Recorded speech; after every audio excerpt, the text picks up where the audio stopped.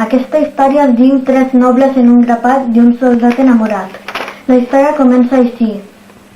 El soldat Fabregat està enamoradíssim de la bella princesa Teresa.